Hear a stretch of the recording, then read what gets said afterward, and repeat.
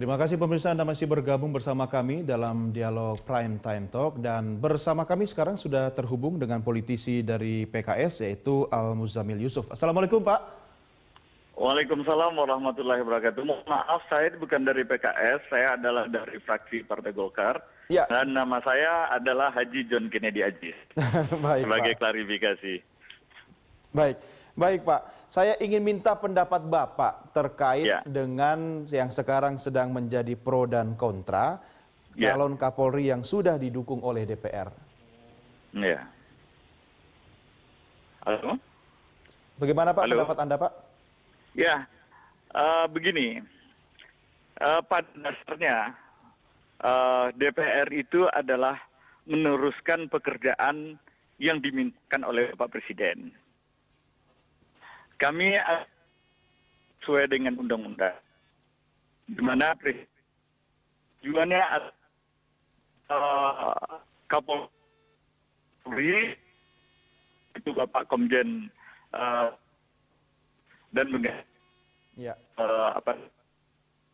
Jenderal sudah Ketua DPR meneruskan bahkan kepada Pak John.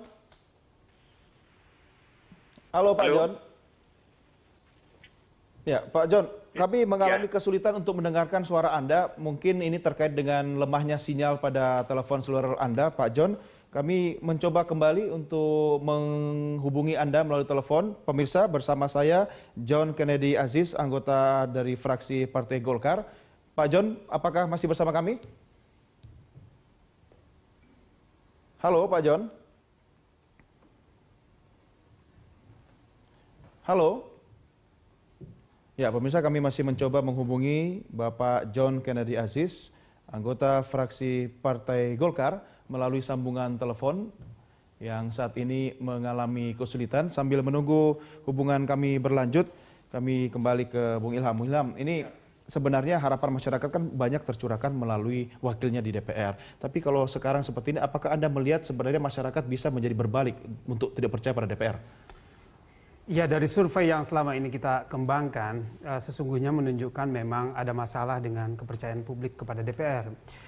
Survei kita misalnya Global Corruption Barometer selalu menunjukkan bahwa parlemen merupakan salah satu lembaga yang selalu berada di 3 teratas lembaga yang paling tidak dipercaya maupun korup, begitu ya.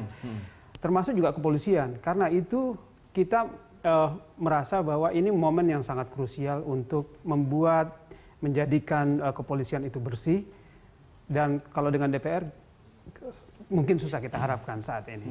Kenapa begitu? Terlalu banyak ya yang membuat masyarakat kecewa, begitu ya.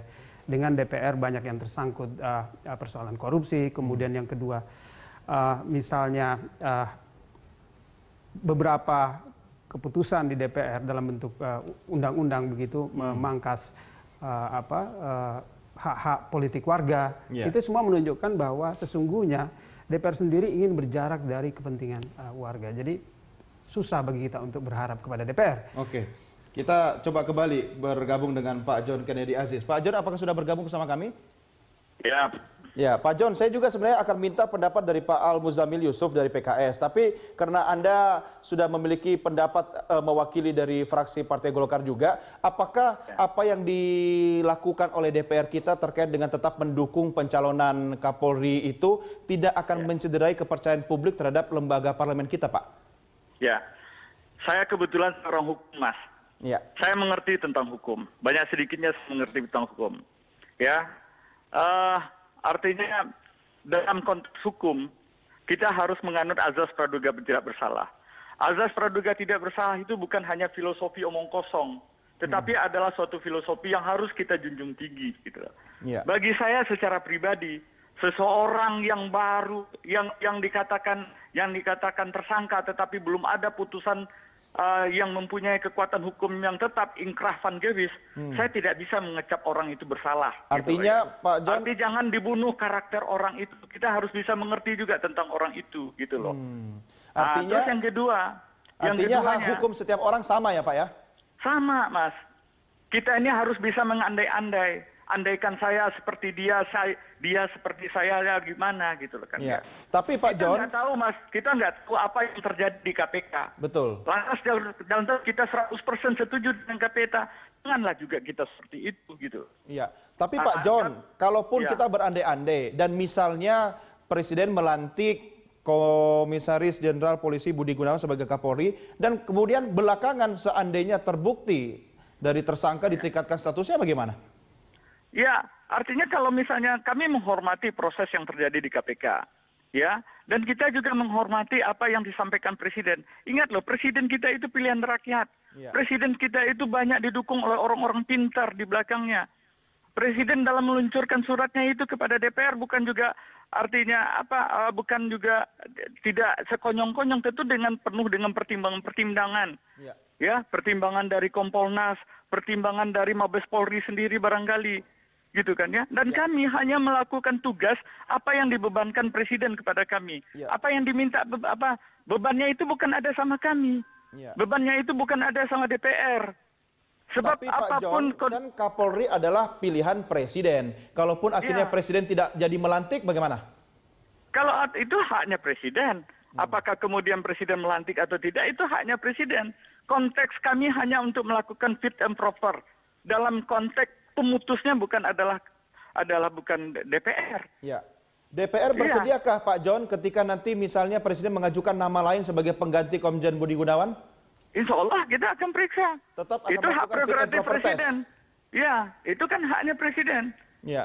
Presiden yang berwenang untuk itu, hak prerogatifnya Presiden.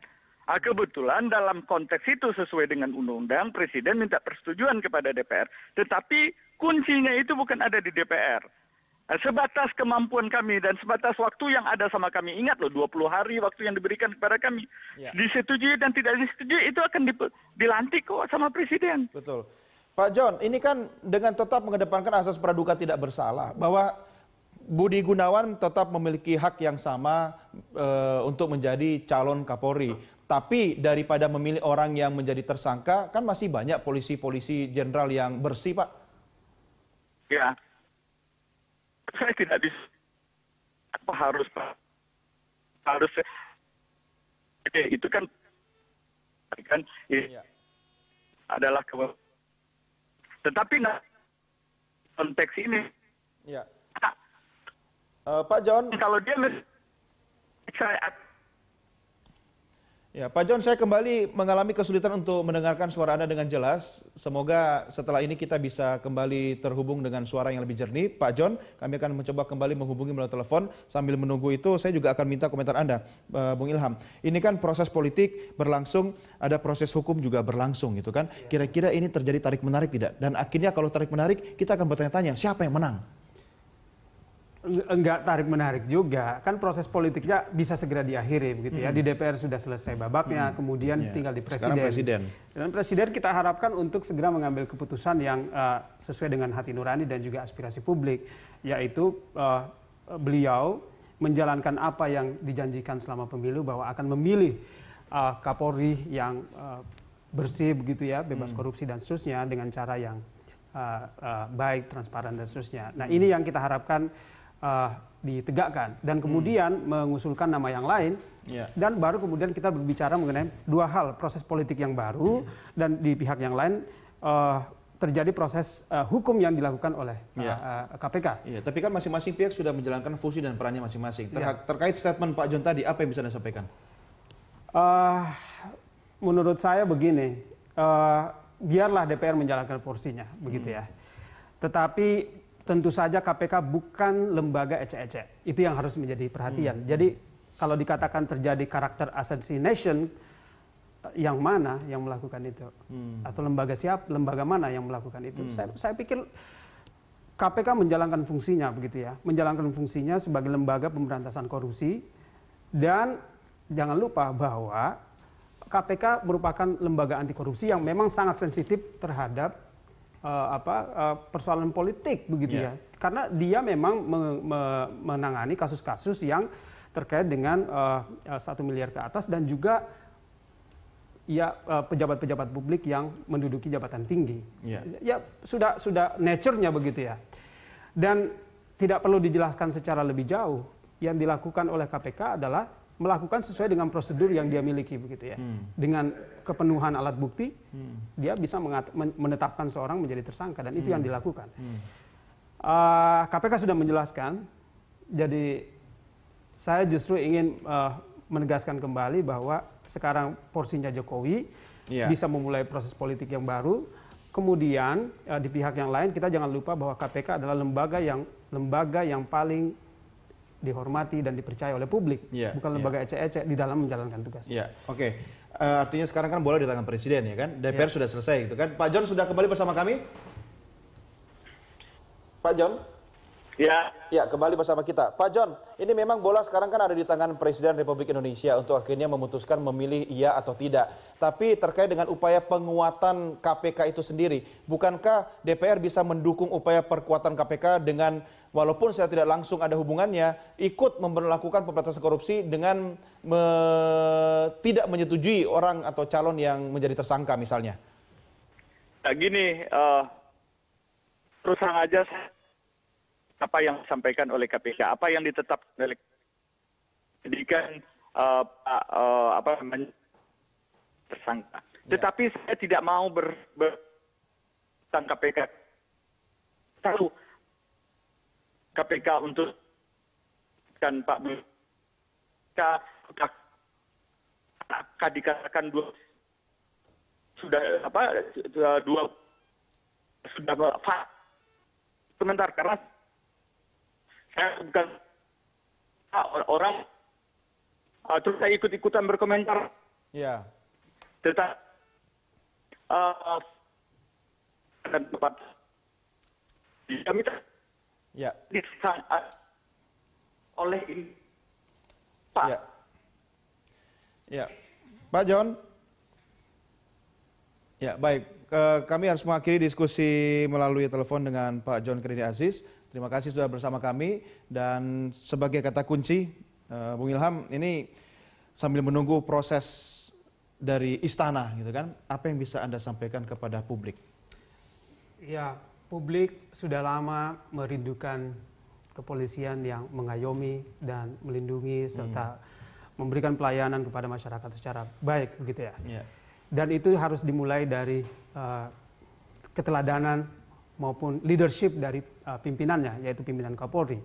Karena itu menjadi sesuatu yang sangat kritikal bagi Presiden untuk mempertimbangkan ini di dalam mengambil sikapnya. Segera. Dalam 1-2 hari? Sesegera mungkin ya. Malam ini bisa malam ini, bisa besok, bisa lusa. Tetapi yang paling penting adalah Presiden jangan lagi mundur ya dari apa yang sudah dia mulai sendiri dengan, atau melempar bola baru. Ya bisa bola baru dalam pengertian menggoreng yang lebih matang lah begitu ya, yang sesuai dengan harapan publik, yaitu calon yang punya integritas, punya kapasitas, dan juga sekaligus bisa didorong dan didukung oleh seluruh kepolisian di Republik Indonesia. Kita berharap ini cepat selesai ya, jangan menjadi sinetron yang berseri kepanjangan ya. Baik, Bu Ilham, terima kasih sudah bersama kami. Sampai kita ketemu lagi. Sukses buat Anda. Selamat malam. Selamat malam.